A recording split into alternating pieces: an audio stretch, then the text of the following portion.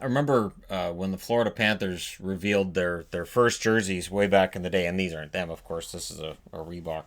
But when they revealed their first jerseys, and I was like, man, those are great. I had initially thought this was like a burnt orange color because to me it looked kind of burnt orange in pictures, and I saw it in person. I'm like, oh, it's red. Ah, it's fine. And I really enjoyed wearing their gear, and I thought someday, who knows, maybe the Florida Panthers. It's a fun name too, so maybe they'll do something great. And then 96 came and went, and it's like, hey, these guys go to the finals. They've got all these.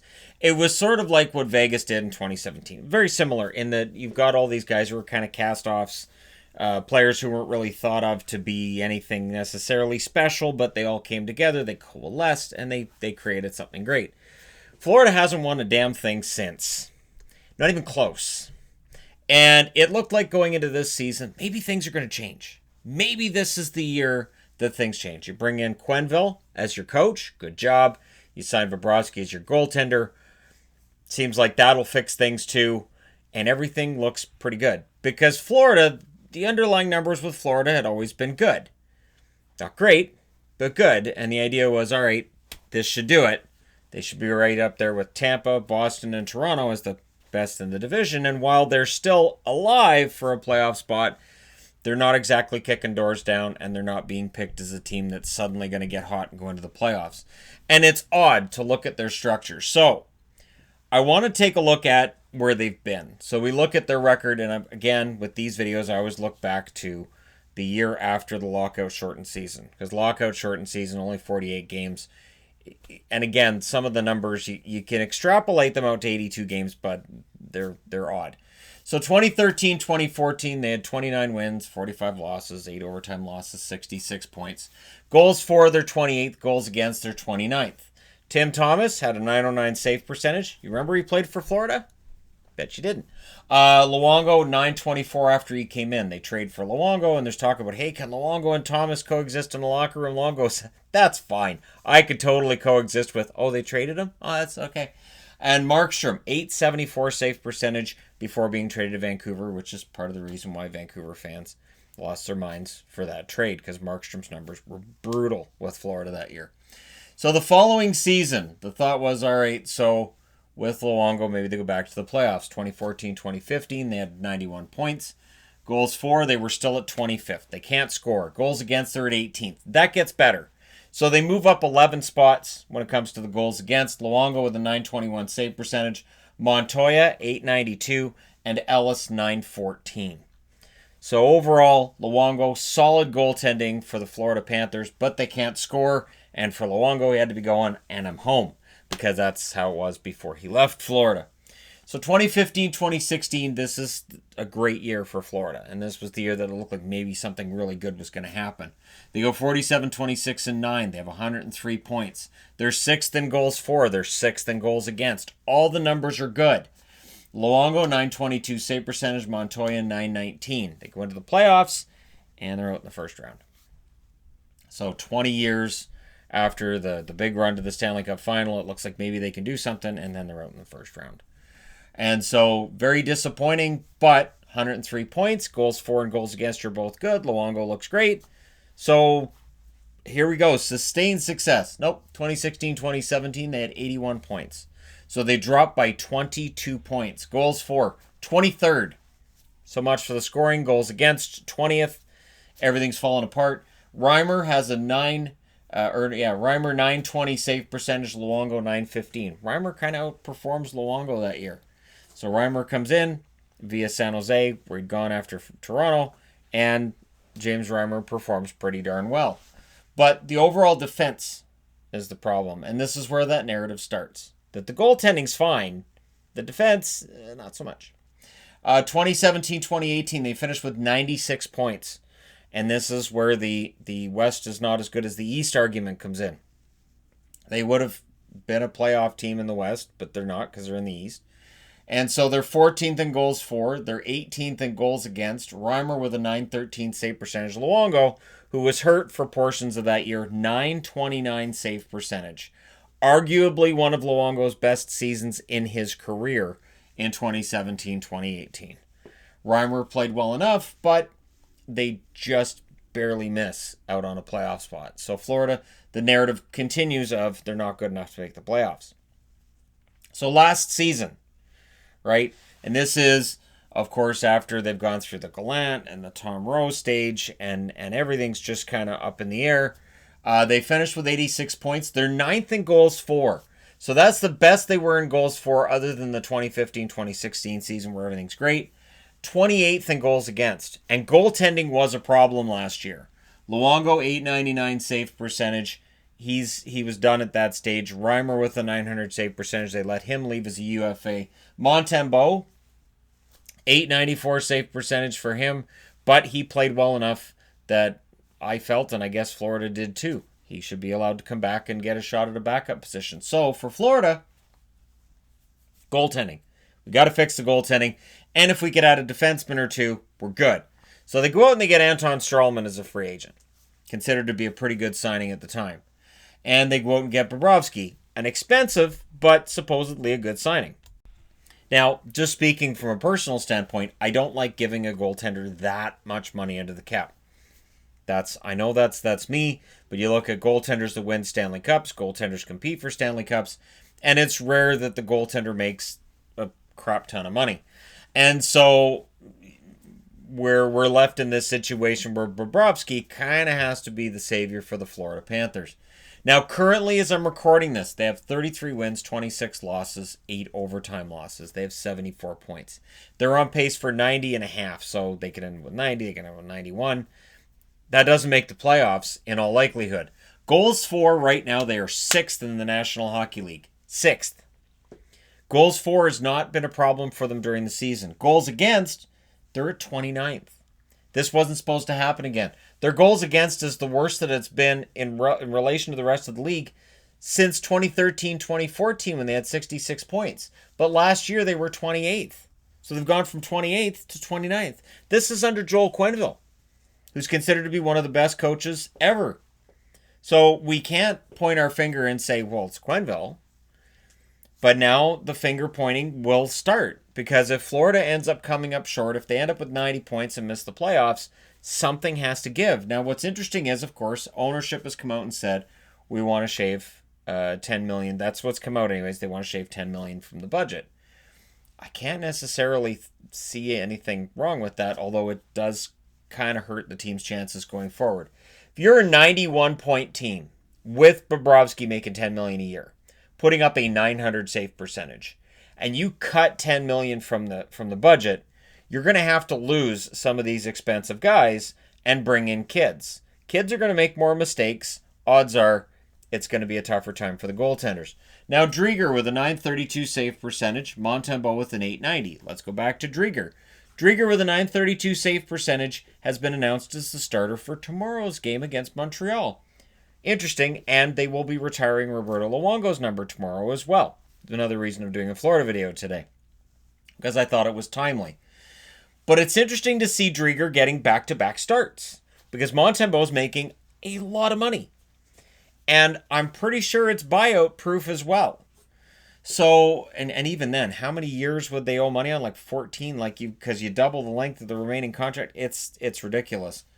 So Florida's in this interesting position where, is it the defense or is it the goaltending? And depending on the night, it can be either or. So who's on their blue line? You got Ekblad, you've got Yandel. They're both excellent offensive players. Defensively, So where's the defensive stalwart? Well, Matheson, Weegar, I think are kind of counted. I think Stralman has kind of been counted on somewhat for that. You have Stillman, who's a kid. You have Brown, also, young, learning his way. And then Pesek. Pesek, who's been playing as a forward, that's why I've got an asterisk next to him, because Pesek is still listed as a defenseman, but he's been playing as a forward quite a bit. They don't really have that shutdown defenseman. They don't really have that veteran presence on the blue line, that one defenseman who puts up maybe 10, 15 points a year at most. Think like a Willie Mitchell type, right? A guy who can play the defensive end and you're not expecting points from him. And what it does is it allows Yandel, it allows Ekblad to play their game, make defensive mistakes, and you're not swearing about them after the game. Because that other defenseman covers and make sure that things are taken care of. And I do think that's one area where they need to fix things, is bring in that defensive stalwart. So, Chris Tanev's a free agent this summer. Maybe Tanev would be the answer if the Canucks can't keep Tanev. So that's one thing that I think that Florida needs to fix. But the elephant in the room is going to be that Bobrovsky contract if he can't put up a save percentage of better than 900. Bobrovsky had great years in Columbus. He really did. But you look at the numbers being put up right now by Korpisalo, by Merzlikins, and then by Kivlenieks as well, and you think, okay, Bobrovsky was really good, but was it the defense in front of him that was helping as well? Were guys like Seth Jones and Ryan Murray and others making sure that Bobrovsky's shots that he faced were good, but not necessarily top-notch, and he's facing shots in Florida, high-danger chances he may not have faced in Columbus? That's a question to be asked. Now in power play, the team's 10th at 21.3%. Penalty kill, 21st, 77.9%. You would expect a team that struggles defensively, or a team that has a goaltender who's underperforming, to have a penalty kill that's not up to par. San Jose is an outlier. San Jose is not normal. So if you're looking at the San Jose Sharks right now and going, their penalty kill's been great, I have no explanation for what San Jose does on the penalty kill any more than I have an explanation for why the Senators can score shorthanded and they can't score with the power play. So the news right now with Florida is they can't win at home. Their most recent loss was 2-1 in overtime against the Bruins. Before that, they lost 3-0 against Calgary. Prior to that, they lost in a shootout against Chicago 3-2. They lost against Toronto 5-3. They lost against Edmonton 4-1. They lost against the Flyers 6-2. They lost against Pittsburgh 3-2. And what started it all was Vegas coming in and spanking them 7-2. Since then, they haven't won anything. Their last win was January 16th against the Kings 4-3. Interestingly enough, from January 9th to 21st, going into the All-Star break, they won 6 in a row. When I went down to California, everything was great for Florida. They looked like they were going to cruise their way to that third spot. Toronto was done. Since then, no. It's been a disaster.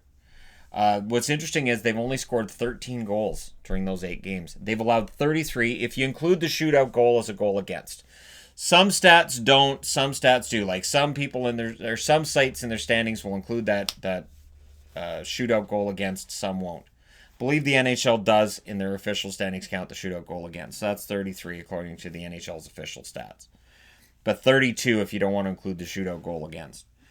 Road wins, they have 5 of them. They're 5-4-1 during this same stretch, while at home they're 0-6-1. They're 0-6-2. This 0-6-2 at home could very well sink their hopes for the playoffs. Now, the fact that they're better on the road means that their upcoming run might be better for them. Now, they've got a game tomorrow night at home against Montreal. They have to win that. The fact that Drieger's in for that game says a lot to me about Quenneville and his frustration with the goaltending. Then they go to St. Louis, they go to Dallas. Neither of those are a gimme. Those are both tough matchups. Then they're at home against New Jersey, but they're only at home for that one game, and then they go back out on the road. They're in Detroit, they're in Winnipeg. Detroit, winnable. Winnipeg, I don't know. Winnipeg's won 4 in a row at the time I'm recording this at home. Then they're at home against Buffalo and St. Louis. That's 2 games, and then they go right back out on the road. A key game against the Toronto Maple Leafs. Then they're in Ottawa, Montreal, and Boston. So that road trip could very well decide their season right there. Those are 4 divisional matchups. Toronto is the big one. But then Ottawa, don't take Ottawa lightly. Montreal, again, that'll be down the stretch. Montreal would love to ruin Florida's playoff hopes. And then Boston. Boston's going to be a tough one, as always. Then they're at home against the Rangers, Ottawa, and Washington to end the season. So they've got Ottawa twice. They've got New Jersey once. They've got Detroit once. But it is not an easy schedule. This is not a schedule I look at and say, you know what, this really favors the Panthers. Because they have 1 at home before they go out on the road. So they've had this 5-game homestand. They've lost plenty during this homestand. They go out on the road for 2, home, road for 2, home for 2, out on the road for 4, and then home for their last 3. The hope, of course, if you're Joel Quenneville and the Panthers, is that by the time you reach these last 3 games at home against the Rangers, Ottawa, and the Capitals, that they matter, that they mean something. And that's the key thing right now. Florida needs to win. They need to win at home against Montreal, and then they need to go to St. Louis and Dallas. They need to win 3 in a row to start things off. Being 4 points back at Toronto, sure, Toronto looks vulnerable. Absolutely. Depending on the day, Toronto might look like they're awful, right? And they've just lost back-to-back in California. Now they're in Anaheim tonight. This could be an absolute contest between these two. The other problem if you're Florida is simple. You don't want to stumble your way into the playoffs because Toronto allowed you into the playoffs and get destroyed in round 1. I started this off talking about 96. You don't want people to keep talking about 96. You want to write a brand new story. So while I talked today about Philadelphia and their long-term success and how they seem to have got it figured out, Florida seems to be still trying to figure this out. 29th in goals against is not good enough. And whether you want to say Bobrovsky hasn't been very good, or you want to say Bobrovsky's been great, the defense has been terrible, this is an ongoing story for the Florida Panthers. Only once on this entire board are they 18th. No, twice they're 18th. They're only once higher than 18th, where they're 6th in 2015-2016. Defensively, this team has been a complete and total disaster. Holding leads and just their defensive game in general, over this period of time, questionable. This year, holding leads has been okay, but now they're not getting them anymore. They just simply haven't had leads. You'll score 1 goal against Boston, 0 against Calgary, 1 against Edmonton, 2 against Philly, Pittsburgh, Vegas, and Chicago. It's not enough. And for a team that's built around Barkov and Huberdeau and Dadonov, they need to be able to score. Achari's got 20 goals. Vetrano's been threatening for 20 goals this year. This is a team that's proven they can score. They're still 6th in goals for, despite only having 13 goals in their last 8 home games. But in order for them to be able to take that next step, this goals against has to get better. You can't be allowing 32 or 33 goals again, depending on whether or not you count the shootout goal against as a goal against. 32 goals against at home or 33 in your last 8 home games, that's a disaster. That's 4 a game. And that could very well sink them out of the playoffs. So the question I have for you guys is simple. Actually, there's 2 questions. 1, are the Panthers going to fall out again this year where I know they're out of the playoffs right now, but are they going to end up fading? And at the end of the year, it's a disaster. And then secondly, what about next year? Because we're already at that point, aren't we? Where we look at this, we look at these overall numbers and we say, wow, how do you fix this for next season? This is a team that's not worried about the Seattle expansion draft. Not at all.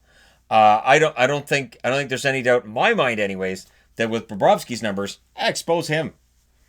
Sure, because Seattle's not touching that contract.